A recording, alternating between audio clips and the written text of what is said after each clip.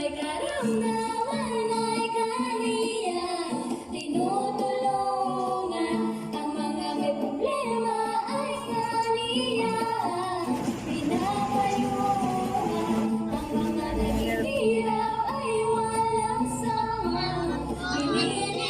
Supportahan po natin Dong Tigidong, member po ng Team Malasakit, na wala po rin sawang tumutulong sa ating mga kababayan. Supportahan niyo po Dong Tigidong. Hello mga kalingap, magandang umaga.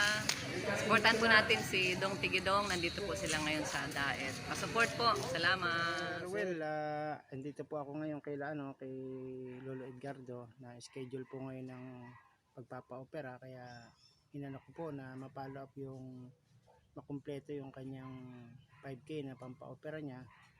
So nakapagpadala na po kayo. Ngayon po si Lolo Edgardo naman ang may problema kasi po may kasama siyang dalawang bata dito sa bahay nila na hindi niya maiwan dahil may sakit. Ito po yung apo niya, ang kanyang anak na magulang nito di umano ay nasa Maynila.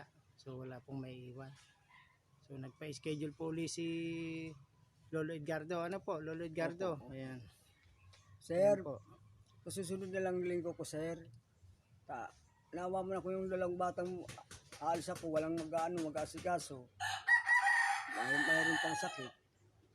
Kagabi nga bumili akong bulong. Ito. Bumili kayo ng gamot. Para saan po? Sa ubo. Sa ubo Nila. Ito. Pinapainom niyo sila nito. Oo. And sir, yung binili niyang gamot para sa mga bata. Paano po yan? Hindi na rin kayo nakakapagtinda ng mani. Ako yan, sir. Kailan kayo magtitinda niyan, yung binilad nyo? Nalaga na ba yan? Oo, sir. Okay na. Hindi nyo lang maibenta ngayon. Kaya sir, meron siyang pambentang mani. Binibilad niya ngayon. At problemado nga siya doon sa dalawang bata. Noy, Opo. nakiusap na lang kita kay sir na sa susunod na lang Domingo noon. Susunod na linggo na Oo, lang. Kukuha ko yung dalawang anak dito. Mayroon pang sakit, walang mag-aalaga sa kanila. Opo. May dalawa Bibili kayong lang anak. akong bulong kagabi. Pero sa susunod, talagang Oo. sigurado na. Kasi lagi tayong nag-i-excuse Oo. na hindi tayo nakakaalis. Nandito na yung pang sa inyo, pang pa-opera, pantulong sa inyo. Nag-request tayo ng tulong, dapat kumilos rin tayo para sa tulong natin. Ma-serve din yung kanyang pagpapa-opera sa inyo. At pasalamat yan ako na yakuan, mayroon tumutulong sa akin. Kundi yung tipo probleman ko, naawa mo na ko yung dalawang anak, mayroon sakit. Kanino pong anak yung nandyan? Kasama nyo sa bahay? Yung bunso kong babae, kundi sa Maynila. Si Aisil. Buko. Kay Mariami. Si Mariami. Oo. Yung umalis pong mag-asawa Oo. na sa bus sumakay. Oo. Kanilang anak po yan. Sa kanila yan. Mayroon sakit. Sabi ko, kagabi nga bumili na akong yung binili kong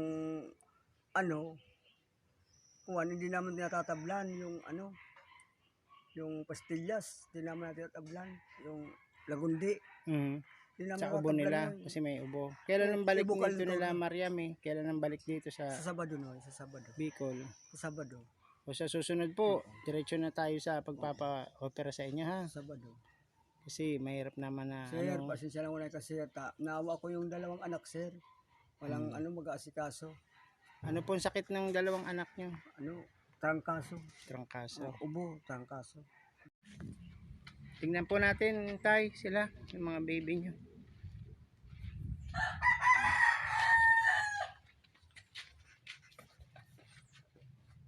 Ito sila po. Oo, may mga sakit sila. Kaya tulog lang ng tulog ngayon. Inuubo po sila, may lagnat din. Si Mariam may palayan na anak. O ngayon po, paano itong maninyo na pantinda? Sino magtitinda niya? Kayo din.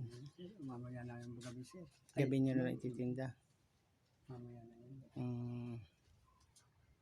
Sino po yung kasama nyo doon sa likod na lalaki? Ano yan, sir? Parang anak niya, hermano niya. Anak na hermano nyo? Oo. Na Ako, may diferensya po siya. Sige po, gano'n na lang.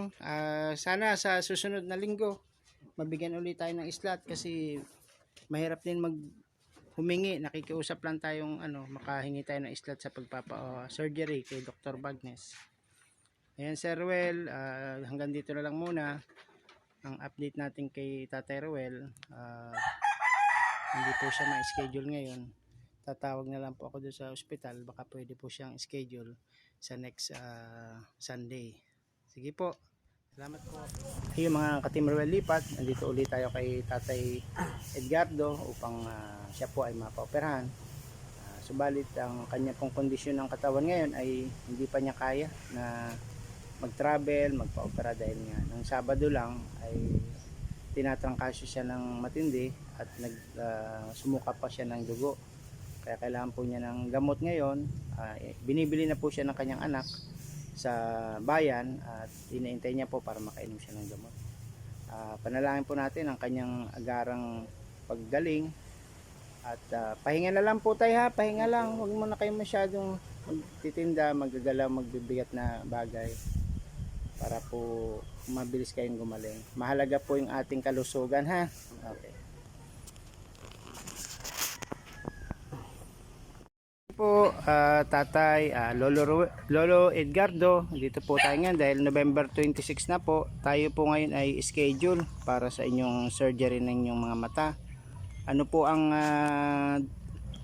nararamdaman nyo ngayon, Tay? Hindi pa yan nun. May sakit kayo? Hindi nyo kayang bumiyahe ngayon? Hindi ko kaya. Kailan pa kayo ramdam ng sakit? Sabado ito, Sabado. Mula pa nung Sabado. So dalawang araw na ngayon. Oo. So may kayo kalintura ngayon. Tingnan natin kung mainit. Normal naman. Ano pong dahilan at nagsuka kayo ng dugo? Masyado ko nun kalintora nun. Kalintora. Kinalintura kayo. May gamot na kayong iniinom. Anong gamot nyo pag ganyan? Hinintay ko na si Madam Mugina nun. Pinapabibili kong gamot. Pinabibili nyo yung anak nyo po na si Gina, si Mading Gina. Pinabibili kong gamot. Hinintay ko pa. Okay. Nakausap ko nga dyan sa labasan si Pading Gagay. Meron daw kayong sakit. Kaya nababahala ako. Baka hindi naman matuloy yung ating operasyon. Papa-schedule ulit tayo ng susunod na linggo na uli. Mukha akong dugo na. Ano po ba yun? May dati na kayong sakit sa pulmonya? Sa pneumonia? Ang kalinturado nun. Hindi naman kayo inuubo? Wala kayong ubo? Lagnat lang? Pero ubo wala po? Mayroon man. Meron din? Mayroon man. Sipon? Meron din? Ako na. Wala na masyado. Magpagaling po kayo. Opo. Ano mga nainom nyo ng gamot? Ito ba akong planak nun? Inom kayo ng Planax. Ano po yun? Sa sakit ng katawan? Planak. Oo, sa Planax po. Sana po magpa-check up kayo kung hindi gumaling yung inyong karamdaman. Bukas po, may bukas ang center, Lunes.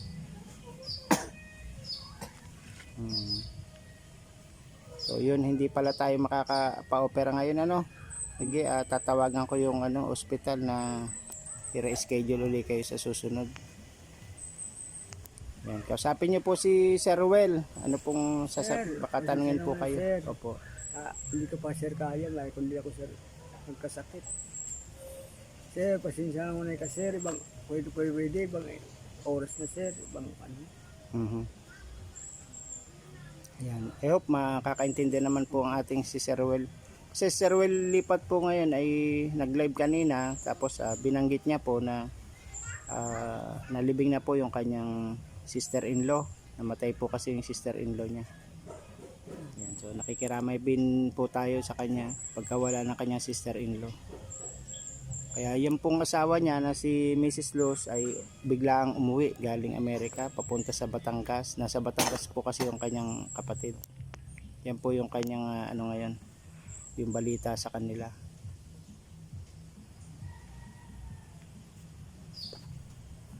Nagpapaulan, Tay, baka nagpapaulan kayo ng mga nakaraang malalakas na ulan. Oo. Kaya siguro dahil nagtitinda nga kayo ng mani tapos inabot kayo ng malalakas na ulan sa Naga. Ang ulan nun. Kaya yan na kalintura. Nagpagaling muna kayo tay ha. Kung hindi pa kaya ngayon, baka next next schedule. Kumusta po yung anak nyo, ay yung dalawa nyong apo, okay na ba? Hindi nag-uubo? Okay naman. Magaling na sila? Oo. May mag-aalaga na sana ngayon kung tayo matutuloy. Oo, Noy. Pwede na sana tayong umalis ngayon, mga alauna. Hindi ko pa kaya, Noy. Hindi pa kaya. Ayan. So kasama nyo ngayon dyan yung misis nyo? Nandiyan ang misis nyo? Nandito, Noy. Ito po, anak nyo rin ito si... Ano pangalan po nito? Erson. Si Erson. Okay, Erson. Si Erson po, nagtitinda na rin siya ng mani. Dati ka tinda na, Noy. Ngayon po, wala siyang trabaho. Wala. Okay. So, yun po ang ating update ngayon ha. Pagaling po kayo, tapos alagaan nyo yung sarili nyo. Huwag na muna kayong magtinda para hindi kayo anong tawag doon? Mabinat. Huwag na po na po.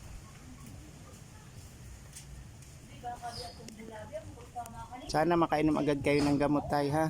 Opo. Mabibili ko ni Juan, Madam Gino. Hindi pa po nadating yata. Wala.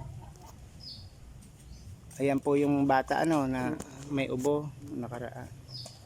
Kaya magaling na sila nung nakaraan kong nagpunta ay nakaratay sila sa Nene. nakaratay sa higaan. Yung dalawa ito. Ang gaganda ng mga tanim niyo ditong saging tay. Mabababa lang nagbubunga na Anong tawag po sa ganyang saging? Bunguran niya, Noy. Ay bunguran. Ay mahal din po ang bunguran. Maraming yang may bunga Nasa 5 yatang puno ang may bunga nakita ko. Meron pa rito sa harap.